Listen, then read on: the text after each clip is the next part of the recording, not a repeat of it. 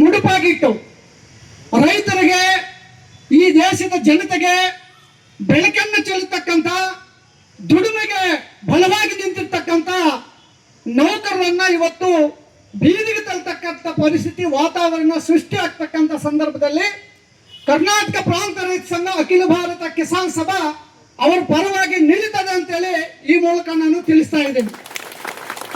ಈಗಾಗಲೇ ನಿನ್ನೆ ತಾನೇ ನಾವು ಕರ್ನಾಟಕ ಪ್ರಾಂತ ರೈತ ಸಂಘ ರಾಜ್ಯ ಸಮಿತಿ ತೀರ್ಮಾನ ಮಾಡಿ ಇವತ್ತು 3 ಗಂಟೆಗೆ ತಕರಾರು ಅರ್ಜಿಯನ್ನ ಬೆಂಗಳೂರಲ್ಲಿ ಹೆಡ್ ಆಫೀಸಲ್ಲಿ ಇವತ್ತು ನಾವು ಸಲ್ಲಿಸ್ತಾ ಇದ್ದೀವಿ.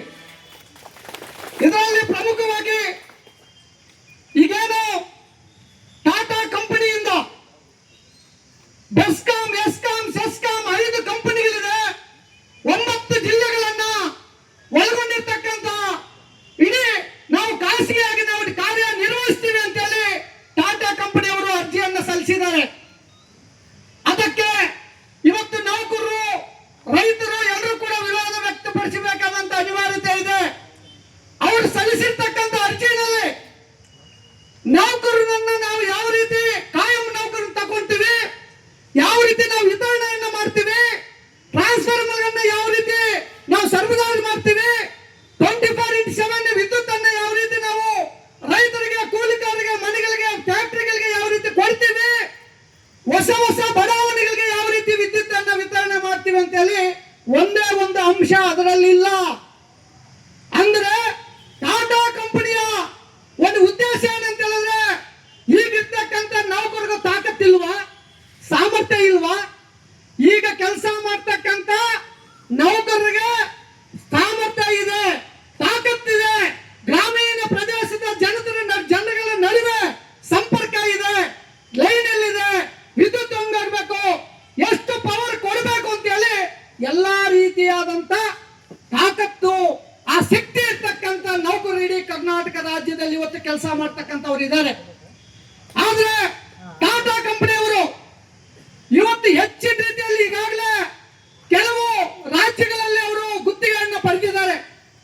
ಒರಿಸ್ಸಾ, ಮುಂಬಯಿ, ಆ ರೀತಿ ಕೆಲವು ರಾಜ್ಯಗಳಲ್ಲಿ ಇವತ್ತು ಗುತ್ತಿಗೆಯನ್ನು ಪಡೆದಿದ್ದಾರೆ. ಒರಿಸ್ಸಾದಲ್ಲಿ ಏನಾಯ್ತು, ಪ್ರವಾಹ ಬಂದಂತ ಸಂದರ್ಭದಲ್ಲಿ, ವಿದ್ಯುತ್ ಕಂಬಗಳು ಕಡಿದಾದಂತ ಸಂದರ್ಭದಲ್ಲಿ ಟಾಟಾ ಕಂಪನಿ ಓಡೋಯ್ತು. ರೈತರಿಗೆ, ಜನಕ್ಕೆ ಅವತ್ತು ವಿದ್ಯುತ್ ಕೊಡ್ಲಿಕ್ಕೆ ಆಗಲಿಲ್ಲ ಅವ್ರ ಕೈಯಲ್ಲಿ. ಅದೇ ರೀತಿಯಲ್ಲಿ ಇವತ್ತು ದೇಶಕ್ಕೆ ಅನ್ನ ಕೊಡ್ತಕ್ಕಂಥ 19 ಜಿಲ್ಲೆಗಳಲ್ಲಿ 40,000 ಪಂಪ್ ಸೆಟ್ಗಳಿದೆ. ಹಾಗೇನೆ ಭಾಗ್ಯ ಜ್ಯೋತಿ, ಕುಟೀರ ಜ್ಯೋತಿ, ಸುಮಾರು ಜನ ರೈತರುಗಳು ಇವತ್ತು ಮೀಟರ್ ಇಲ್ಲದೆ, ಕರೆಂಟ್ ಚಾರ್ಜ್ ಕಟ್ಟದೆ ಅವತ್ತು ವಿದ್ಯುತ್ ಅನ್ನು ಬಳಸಿ ಇಡೀ ಕರ್ನಾಟಕ ರಾಜ್ಯಕ್ಕೆ, ಭಾರತ ದೇಶಕ್ಕೆ ಅನ್ನ ಕೊಡ್ತಕ್ಕಂಥ, ಇಡೀ ದೇಶದಲ್ಲಿ ಕರ್ನಾಟಕದಲ್ಲಿ ಮಾತ್ರ ಅತಿ ಹೆಚ್ಚು ರೈತರು ಆಹಾರ ಉತ್ಪಾದನೆಗಳನ್ನ ಮಾಡ್ತಕ್ಕಂಥ ರೈತರು ಇರ್ತಕ್ಕಂಥ ಜಿಲ್ಲೆ, ರಾಜ್ಯ ಅದು ಈ 19 ಜಿಲ್ಲೆಗಳು ಪ್ರಮುಖವಾಗಿ. ಇವತ್ತು ಟಾಟಾ ಕಂಪನಿಯಿಂದ ಸರ್ಕಾರಕ್ಕೆ ಏನು ಇವತ್ತು ಅರ್ಜಿ ಸಲ್ಲಿಸಿದ್ದಾರೆ, ಸರ್ಕಾರ ಕೂಡ ಇದರಲ್ಲಿ ಮಧ್ಯಪ್ರವೇಶ ಮಾಡಬೇಕು. ಒಂದು ತೀರ್ಮಾನ ಆಗಿದೆ. 2003ರ ಕಾಯ್ದೆ ಅಡಿಯಲ್ಲಿ ತಮ್ಮ ಕಂಪನಿಗಳ ಆಸ್ತಿ ಸಂಪತ್ತನ್ನ ಉಳಿಸಿಕೊಳ್ಳಕ್ಕೆ ಬೆಸ್ಕಾಂ, ಎಸ್ಕಾಂ, ಸೆಸ್ಕಾಂ ಸಾರ್ವಜನಿಕ ಉದ್ದಿಮೆಗಳೇನಿದೆ, ಆ ಸಾರ್ವಜನಿಕ ಉದ್ದಿಮೆಗಳಿಗೆ ತಾಕತ್ತಿದೆ, ನಮ್ಮ ಆಸ್ತಿಯನ್ನ ನಾವು ಉಳಿಸ್ಕೊಂತೀವಿ ಅಂತೇಳಿ ಅವರೆಲ್ಲರೂ ಕೇಳಿದ್ರು ಕೂಡ ಇವತ್ತು ಸರ್ಕಾರಗಳಿಗೆ, ನೌಕರರಿಗೆ ಬೆಂಬಲ ಇಲ್ಲ.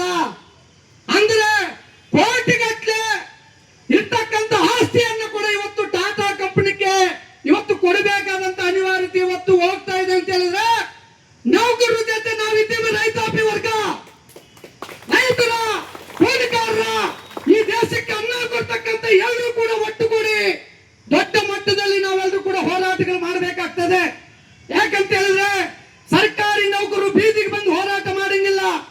ಮಾಡಿದ್ರೆ ಅವರು ಸರ್ಕಾರದ ಕೆಲಸದಿಂದ ತೆಗೆದಾಕ್ತಾರೆ ಅಂತೇಳಿ ಭಯ ಇದೆ.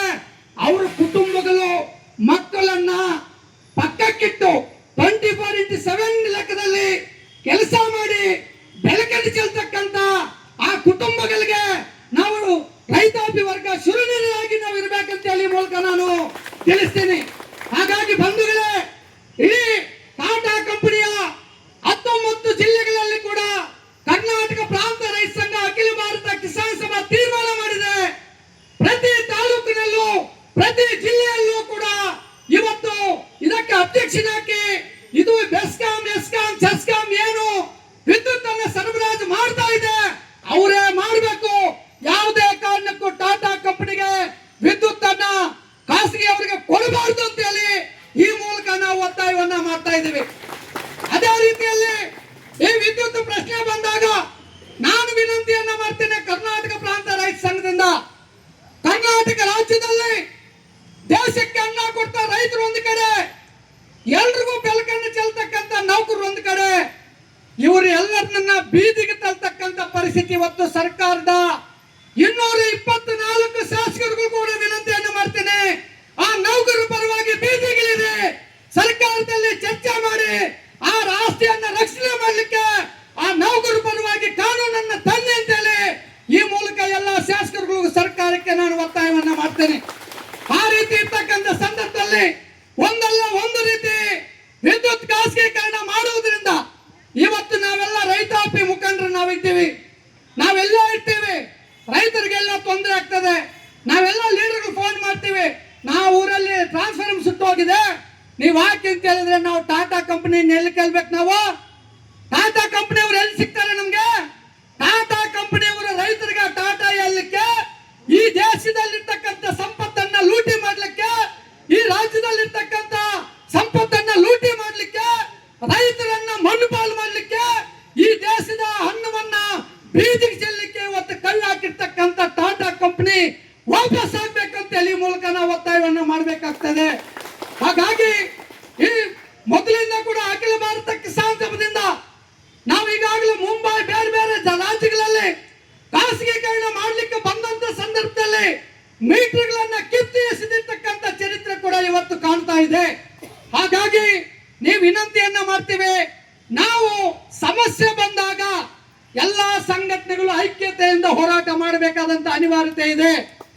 ನಾವು ರಾಜಕಾರಣ ಮಾಡ್ಕೊಳ್ಳೋಣ, ನಮ್ಮ ಸಂಘಟನೆಗಳು ನಾವು ಕಟ್ಕೊಳ್ಳೋಣ, ಆದ್ರೆ ಈ ದೇಶಕ್ಕೆ ಆಪತ್ತು ಬಂದಂತ ಸಂದರ್ಭದಲ್ಲಿ, ಈ ರಾಜ್ಯಕ್ಕೆ ಕತ್ತು ಬಂದಂತ ಸಂದರ್ಭದಲ್ಲಿ ನಾವೆಲ್ಲರೂ ಕೂಡ ಒಂದಾಗಿ ಹೋರಾಟ ಮಾಡಲಿಲ್ಲ ಅಂತ ಹೇಳಿದ್ರೆ ಆಡಳಿತ ನಡೆಸ್ತಕ್ಕಂಥ ಸರ್ಕಾರಗಳು ಕೂಲಿಕಾರರ, ರೈತರ, ನೌಕರರ ಪರವಾಗಿ ಇವತ್ತು ಕೆಲಸ ಮಾಡಲಿಕ್ಕೆ ತಯಾರಿಲ್ಲ. ಮಲ್ಟಿ ನ್ಯಾಷನಲ್ ಕಂಪನಿಗಳ ಜೊತೆಯಲ್ಲಿ ಇವತ್ತು ಕೈ ಜೋಡಿಸ್ತಾ ಇದ್ದಾರೆ. ಹಾಗಾಗಿ ಅದನ್ನು ವಿರೋಧಿಸಿ ಏನು ನೌಕರರೆಲ್ಲ ಕೂಡ ಇವತ್ತು ಹೋರಾಟವನ್ನು ನಡೆಸ್ತಾ ಇದ್ದಾರೆ. ಆ ಹೋರಾಟಕ್ಕೆ ನಾವು ಸಂಪೂರ್ಣವಾಗಿ ಬೆಂಬಲವಾಗಿ ನಿಲ್ತೇವೆ.